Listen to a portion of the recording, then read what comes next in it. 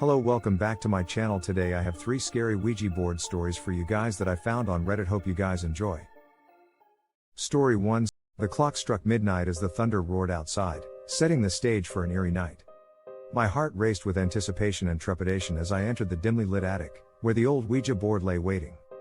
My friends had warned me not to play with forces beyond our understanding, but curiosity and the allure of the supernatural pulled me like a moth to a flame.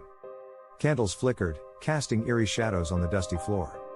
The room seemed to hum with an otherworldly energy as I carefully arranged the Ouija board on a creaky table. Nervous excitement coursed through my veins as I placed my hands on the planchette, its smooth surface cool to the touch. "Is there anyone here with me?" I asked, my voice barely above a whisper. The planchette remained still for a moment, teasing my doubt, before it moved ever so slightly, spelling out "yes." My heart skipped a beat, and my breath caught in my throat. It couldn't be a coincidence, right?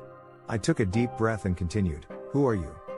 The planchette responded with deliberate movements, forming the letters ELISEABETH.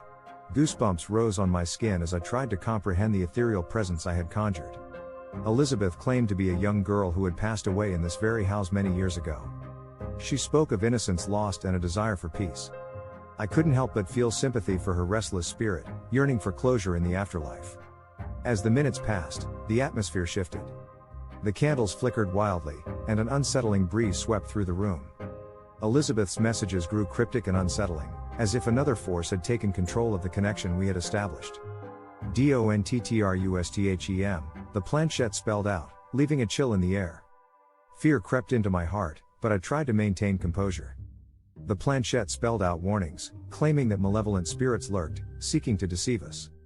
"We should stop," I said to my friends, my voice quivering with unease. But they were captivated, urging me to continue. The boundaries of reality blurred as we exchanged questions and answers, a dance with the supernatural we were ill prepared for. Suddenly, the planchette moved with unexpected force, spelling out SEEKREVENGE.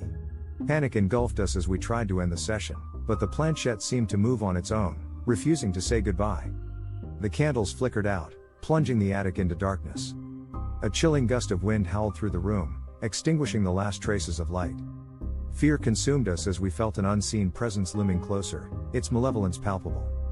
"DIE," the planchette spelled out, sending a jolt of terror through our hearts. With hearts pounding, we made one last attempt to break free. Our fingers felt like lead as we forcefully pushed the planchette to goodbye. The connection severed, and the malevolent presence retreated, leaving us trembling in the darkness. Fearful whispers filled the room as we clung to each other, seeking solace and reassurance. We knew we had crossed a line, inviting darkness into our lives. Weeks passed, and an ominous atmosphere engulfed us, even outside the cursed attic. Shadows seemed to dance at the corners of our vision, and we heard faint whispers in the silence of the night. The boundaries between the living and the dead blurred, and our dreams were haunted by visions of the malevolent spirits we had encountered. In our desperation, we sought the help of a renowned medium. She arrived with a sense of calm and an air of authority, immediately sensing the lingering presence of malevolence. Her eyes bore into our souls, as if seeking the truth buried within. She warned us of the consequences of tampering with the unknown, revealing that the malevolent spirits we had summoned were now entwined with our souls. Their desire for revenge and suffering had seeped into our lives, staining our once joyful spirits. The medium performed a cleansing ritual, attempting to sever the dark ties that bound us. But the scars of that fateful night ran deep, leaving us forever changed. As the years passed, we became recluses, haunted by the memory of the Ouija board and the malevolence we had awakened. The attic remained untouched, a portal to the darkness we wished we had never explored. In the end, we learned the hard way that some secrets are best left buried, and some connections are better left unmade. Our lives were forever entwined with the spirits we had summoned, and the echoes of that haunting night would forever resonate in our souls. Story 2. Rain relentlessly pelted the windows of the old Victorian mansion, creating a dissonant symphony that seemed to echo the unease within. Against my better judgment, I found myself drawn to the dusty attic, where an aged Ouija board lay forgotten. My friends warned me not to play with such things, but curiosity and a hint of defiance had their hold on me that night. As I entered the dimly lit attic, I sensed an inexplicable heaviness in the air. Cobwebs adorned the corners, and an eerie silence hung like a shroud. My heart pounded in my chest as I set the Ouija board on an ancient table, surrounded by flickering candles. The moment I placed my trembling fingers on the planchette, a shiver crawled up my spine. The room seemed to exhale a sigh, and the candles swayed as if acknowledging my presence. "Is there anyone here with me?" I whispered, half expecting nothing to happen. To my surprise, the planchette glided beneath my touch, spelling out YES. Fear mingled with fascination as I hesitated before asking my next question. "Who are you?" I managed to muster. The planchette responded with deliberate movements, revealing the name Alexander. Each letter sent an icy chill through my veins, yet I felt strangely compelled to continue. Alexander claimed to be a soldier from a bygone era, a spirit trapped in the ethereal plane. He spoke of battles fought and lives lost, his words tinged with sorrow and regret. Despite my unease, I found myself empathizing with this spectral presence, yearning to offer some form of solace. But as the minutes passed, the atmosphere shifted. The candles flickered erratically, casting ominous shadows on the walls. Alexander's responses grew menacing and cryptic, as if a malevolent force had seized control. "You've awakened something dreadful," my friend Sarah whispered, her voice quivering. I tried to end the session, but the planchette seemed to have a mind of its own. It refused to say goodbye, keeping us locked in its dark embrace. Panic overwhelmed us as an oppressive aura enveloped the room, stifling our breath. The planchette spelled out a chilling message, IWANTYOURBODY. Terror surged through me, and I knew we had stumbled upon something beyond our comprehension. The Ouija board had become a gateway, an invitation for malevolent spirits to cross over. "Break the connection. Now," I shouted, my voice shaky but determined. We all pulled our hands away, but the planchette continued to move erratically, as if propelled by an unseen force. Desperation clawed at my heart as I watched in horror. Suddenly, the planchette halted, hovering over the word SARAH. My blood ran cold. "No. It can't be," Sarah cried, her eyes wide with terror. The atmosphere darkened further, and Sarah's face turned pale as the planchette seemed to drag her hand back to its position. We tried to pull her away, but an unseen power held her in its grip. As Sarah's eyes glazed over, a gut-wrenching wail pierced the air, emanating from a source unseen. The room trembled, and the candles flickered wildly as if trying to escape the unfolding horror. In a desperate surge of courage, I lunged forward and flipped the Ouija board, scattering the planchette and the candles. The room plunged into darkness, and a chilling silence settled over us. When we finally gathered the courage to use a flashlight, Sarah was unconscious, her face void of color. Panic-stricken, we carried her downstairs and called for help. The paramedics arrived promptly, but they found no explanation for her condition. Sarah remained in a coma, trapped between the realms of the living and the dead. The Ouija board had unleashed an ancient malevolence that had ensnared her soul, leaving us haunted by our foolish curiosity. From that night on, I vowed never to forget the echo of those restless spirits. The Ouija board had shown me that some mysteries should remain undisturbed, lest they consume us in darkness forever. The mansion stands as a haunting reminder of the night we invited the unknown, and I shudder at the thought of the wicked invitation we accepted that fateful evening.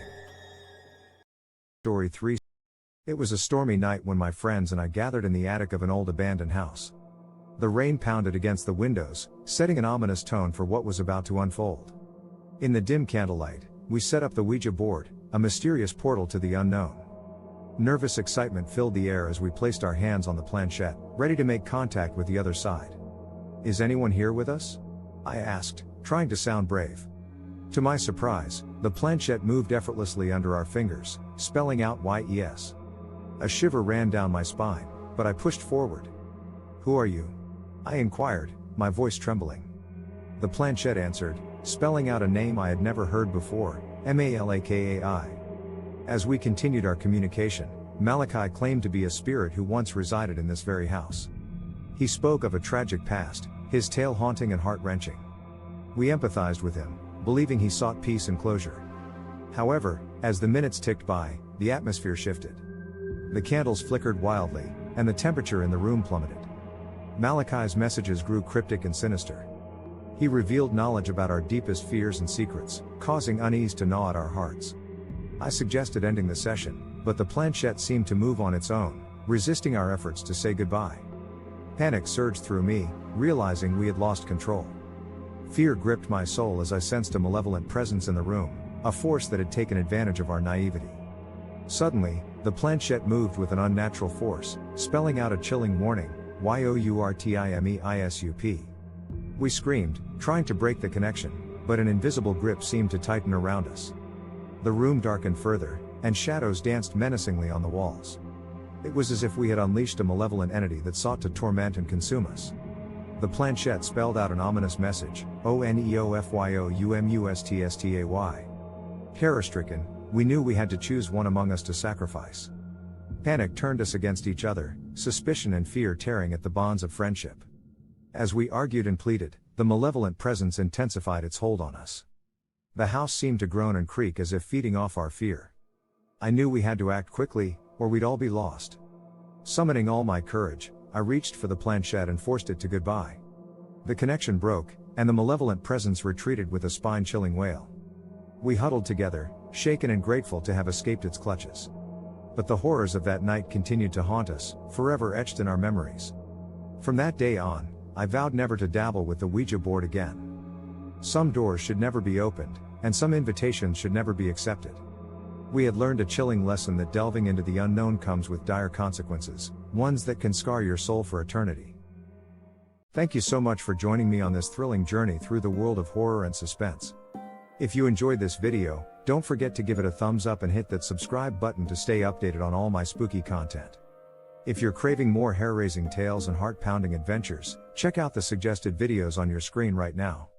And if you have any chilling story ideas or topics you'd like me to explore, leave them in the comments below.